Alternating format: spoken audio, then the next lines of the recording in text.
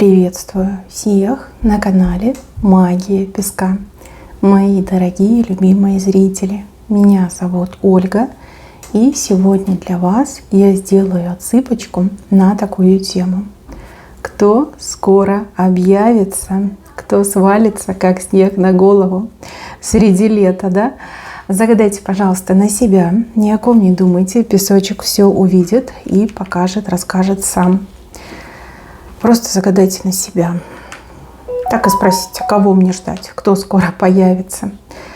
Я прошу высшие силы дать мне возможность ответить на все ваши вопросы и послать для вас только лишь самую важную, нужную и полезную информацию.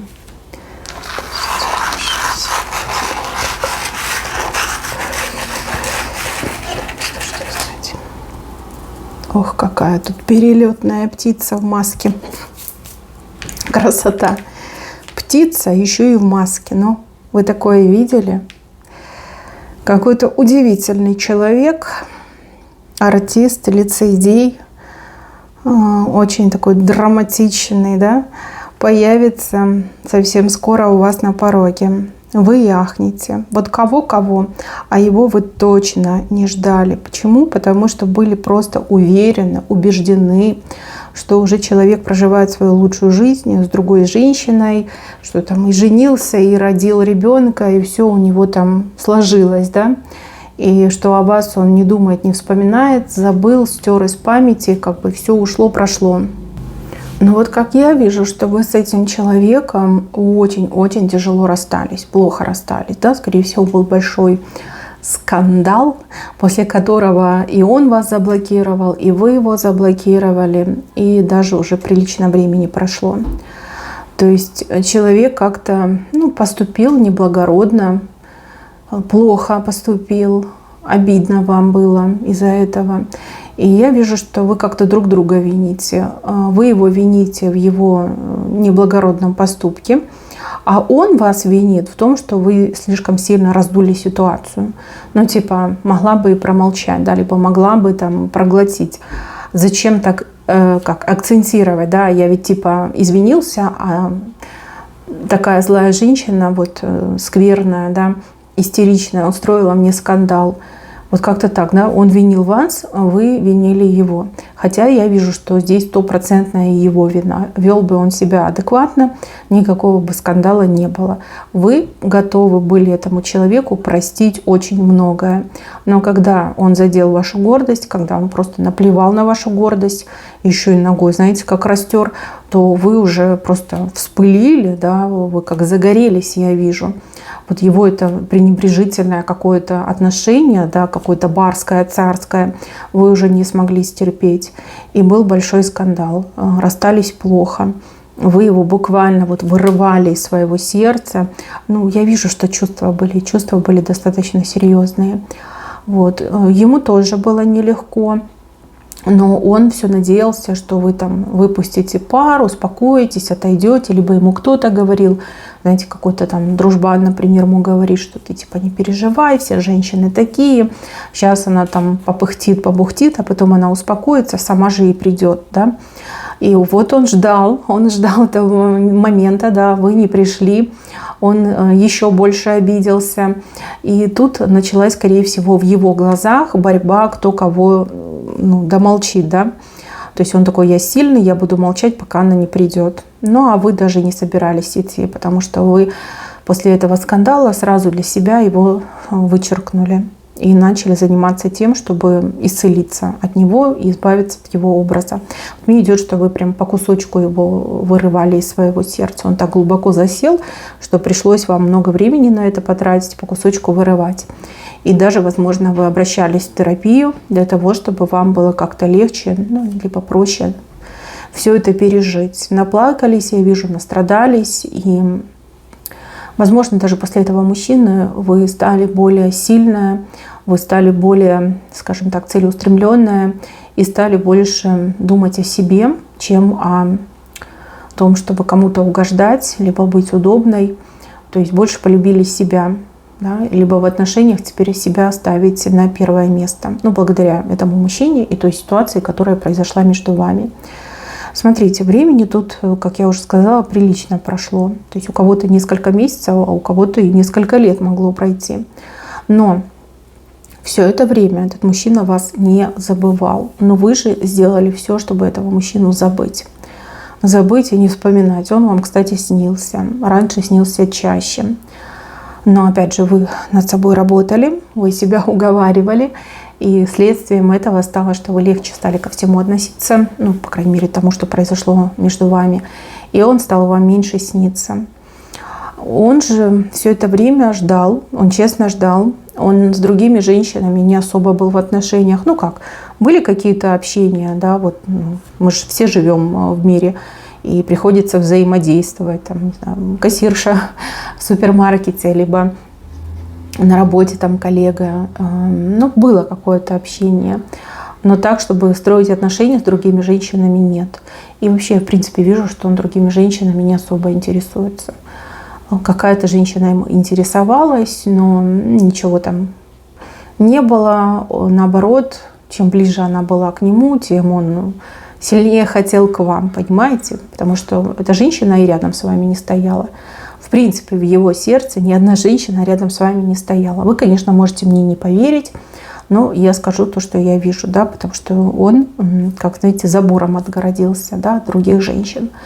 И еще, мои хорошие, те слухи, которые до вас доходили по поводу этого мужчины, что он там уже женился, ребенка завел, вас обманули. Вас обманули, причем очень жестко. По какой причине не скажу, может по глупости, может быть специально, но это был обман. Никаких детей, никаких жен у него не было. За это время не было. Он много работал. У него были не жены, знаете, а были проблемы. Проблемы, которые он решал. У кого-то мужчина вообще ушел в работу с головой. У кого-то мужчина даже в какую-то передрягу попадал и не раз. Да, там попадал, выпутывался, опять попадал, выпутывался. Ну, достаточно такая, знаете, напряженная у него жизнь была. Но даже издалека он ухитрялся за вами как-то следить. Причем у него о вас информация всегда была четкая, точная, достоверная. Вас же обманули, а у него информация была четкая. То есть он знал, с кем вы общаетесь ли вы с кем-то, что вы живете, чем занимаетесь, какие у вас в жизни проблемы есть. Да? Вот кто-то есть у вас рядом, кто с ним постоянно на связи и кто про вас сливает всю информацию. Ну и правдивую информацию надо отдать должное. И вот я вижу, что этот мужчина, он дошел уже до точки кипения, он такой, ну все, как бы еще чуть-чуть, и я уже все, ее навсегда потеряю, да. Хватит мне ее ждать, я же все-таки мужчина, наверное, мне нужно уступить, да. Вот он уже дошел до такой мысли. Мысль, конечно, правильная, ну, как сказать, может и правильная, а может быть и неправильная, потому что слишком долго, да, слишком много времени прошло.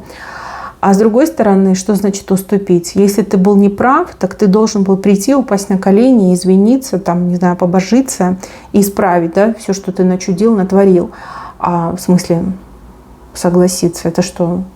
Типа не признавать свою вину?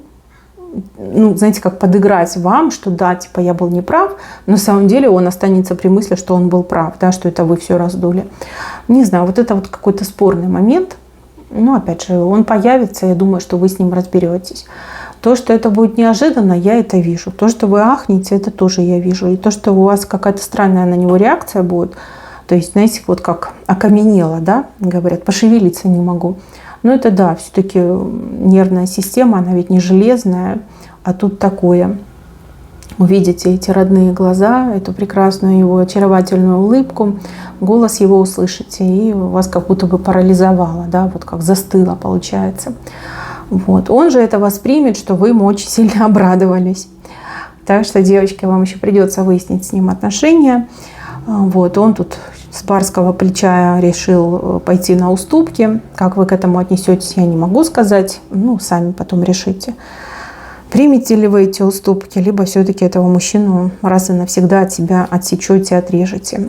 Ему будет очень больно, когда вы будете это делать. Вам уже болеть не будет, потому что вы уже свою боль пережили, вы уже по кусочку его из своего сердца вытащили. Вернутся ли чувства обратно? Ну, не знаю, нет, наверное. Потому что вы очень сильную работу провели.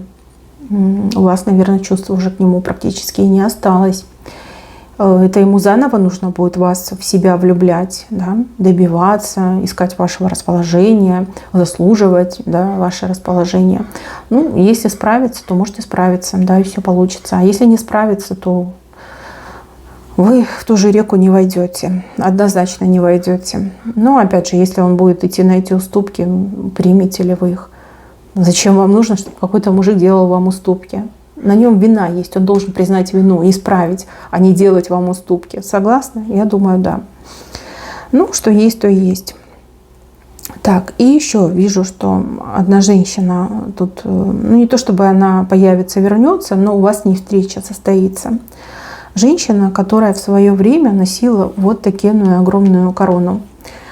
Корона, которая буквально всех напрягала, потому что она себя очень надменно вела, очень нагло вела. Она прям всех локтями толкала, раздвигала. Ну вот корона ей, видно, там не давила. И она очень себя как удачливой, такой, знаете, прям привилегированной светской львицей чувствовала. Может, на работе, может, где-то там в компании, да, у вас была женщина, которая с вас то ли смеялась, то ли как-то она, знаете, постоянно вас задевала, подкалывала. Ну, не очень хорошо себя вела, одним словом. И в свое время, возможно, вы даже из-за нее плакали, из-за ее такого вот отношения, поведения. Я не могу сказать, что она вам там что-то делала специально. Просто она ко всем относилась как к челяди. Типа она одна королева, а люди — это челядь. И можно там обижать, задевать, смеяться, тыкать пальцами, да, там, высмеивать. Может, вы бедно жили, да, и у вас не было возможности там какие-то хорошие вещи покупать. А она там наряды меняла чуть ли не по 2-3 раза в день. Да, ходила вся в брендах, в золоте, как елка эта новогодняя. Может быть, в свое время она была чьей-то там подругой либо любовницей и постоянно этим кичилась и получала все свои там бенефиты, плюшки, да, получала за счет этой связи. Ну, что-то было. Что-то было. Это было давно. Это было неприятно. И, ну, опять же, да, воспоминания молодости былых лет.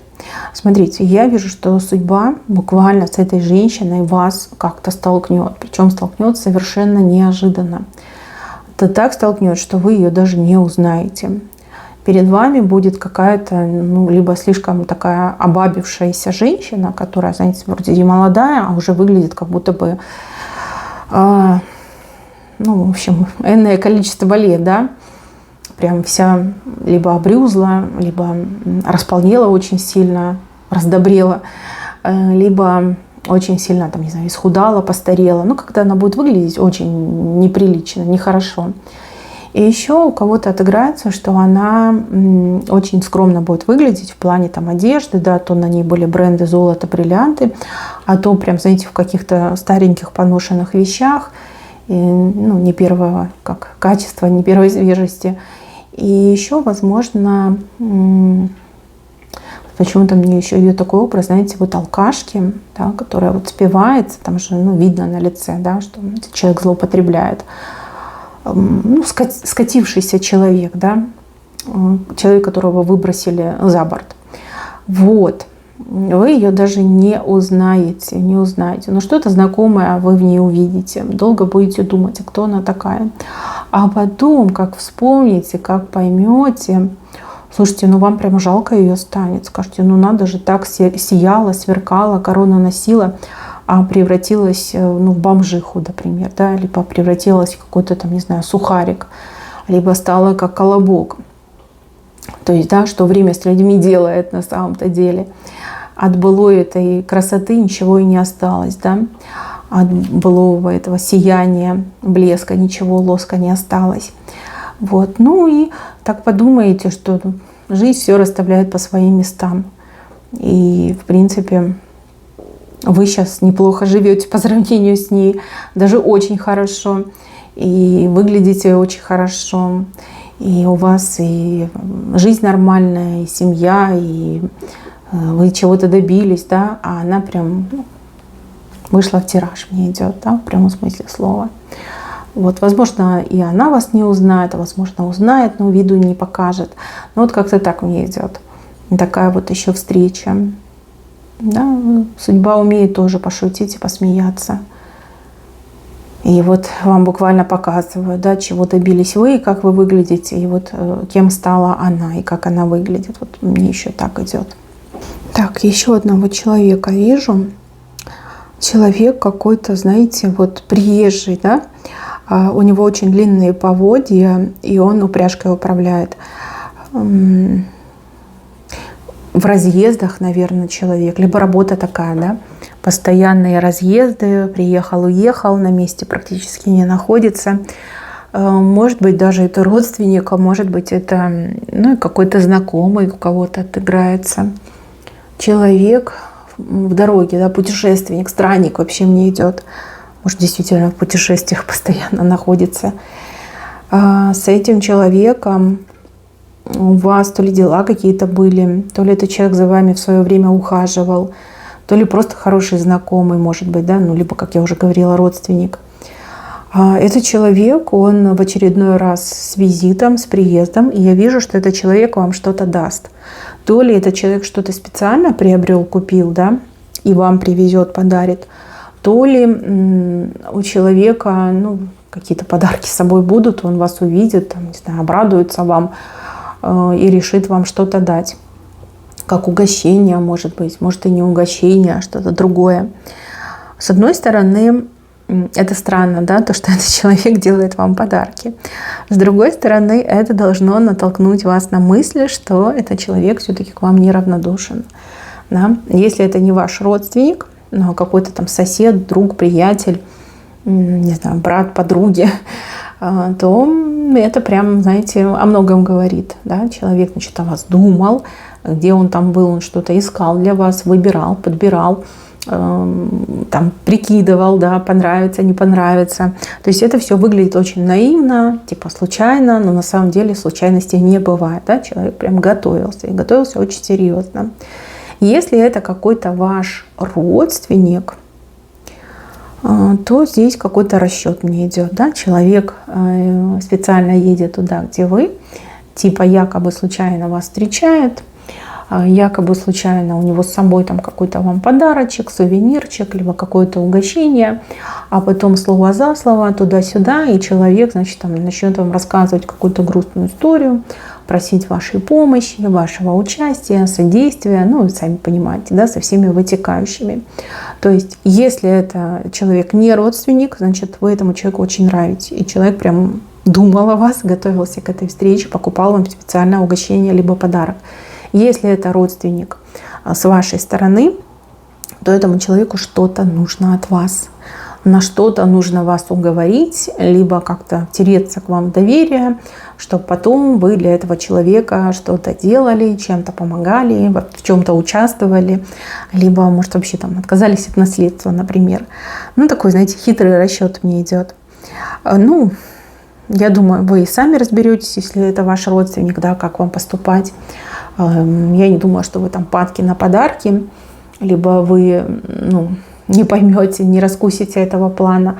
А вот если человек не родственник, тут вы крепко задумаетесь. Да? Почему? Потому что я вижу, что этот человек, он красиво выглядит, он очень хорошо выглядит. У человека красивая одежда, у человека светлое лицо, у человека сильное, такое мощное тело, да, он управляет этой упряжкой. Вот. Может, раньше вы не обращали внимания на него, да? В принципе, там, брат подруги, парень как парень, да, может, он вообще младше вас по возрасту. Либо это просто там какой-то соседский мальчишка, который вот вырос у вас на глазах, и вы никак не видели в нем мужчину. А тут вы прям посмотрите и скажете, надо же, как преобразился, надо же, как подрос, каким стал красивым, да, таким импозантным мужчиной. И, знаете, вот какая-то вот неловкая ситуация мне идет, что вы вот прям покраснеете, как девчонка, да, там лет 13-15, и сами подумаете, вот дурочка, да, почему я так себя веду, почему, вот щеки горят, да, что тут такого, да, знакомый парень мне там угощение привез, либо там просто меня чем-то угощает. Но вот правда, как будто бы искры между вами пробегут. Но с его-то стороны там уже все давно горит, а у вас прям искорки, вы их почувствуете. Такое, знаете, смешное состояние, хоть плачь, хоть смейся, да? непонятно, особенно если вы уже женщина опытная, да, и отношений много было, да, вот как-то какая-то вот нежная забота, как будто бы вы подростки, и как будто бы, да, между вами вот звезды загораются. Ну, странно, это все, конечно, выглядит странно. Ни на что не решится, никуда вас не позовет однозначно, потому что он вас боится. Вы для него, ну, женщина мечты, как он может позволить себе вас куда-то звать. Ну вот, хочется сделать вам приятное. Возможно, эта встреча состоится сейчас, а следующая там через несколько месяцев. Может, через несколько месяцев он к чему-то и созреет. Ну, а там уже дальше время покажет. Но мне идет, что вы ему точно нравитесь. Нравитесь, он часто о вас думает, и, скорее всего, он уже давным-давно в вас влюблен. Вот. А тут так все получится, да? Он вам типа подарочек, а давай там телефончик, а вдруг там то, а вдруг там все. И, возможно, да, вы начнете общаться. Мои дорогие, на этом у меня все. Берегите себя. Всем спасибо за внимание. Всем пока-пока.